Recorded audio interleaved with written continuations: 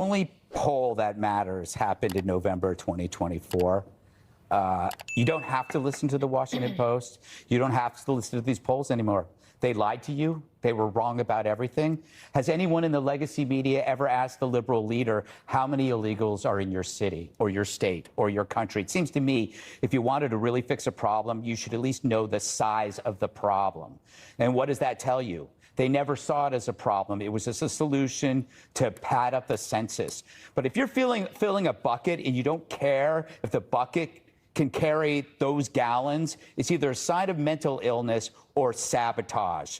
So now we're stuck cleaning up the mess, and it's not pretty, and we're getting yelled at for doing it, but we're doing it. Homes weren't vetted for these migrant kids. You didn't know that because you didn't count them.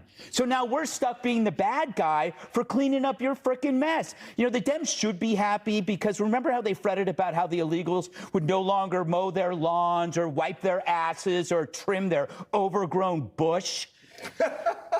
Good news, there's still plenty of low-wage workers willing to do the jobs that were beneath you. And get this, they're getting paid more because there's no competition from the cheaper labor, i.e. the slaves that you imported over. Should the party that was always screaming about living wages, shouldn't they be happy that Americans are finally getting paid a little more now that you got rid of the illegal labor? No, they're not, because they didn't do it. They didn't want to do it. All about the census. Once again, how would you do this differently? Would you no longer deport? Would you no longer deport the worst first?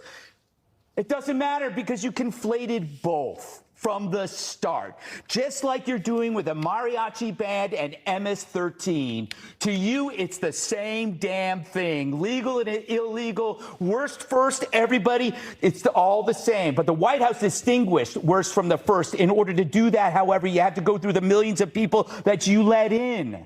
That's how you find the worst. Surprised you don't even cooperate with that through your sanctuary city mess. This is another issue, Jessica, that you have lost the right to complain. You broke it. You don't get to tell us how to fix it. That is our job. They didn't vote Trump in. They voted you out. And if we listen to you, it is a betrayal to them.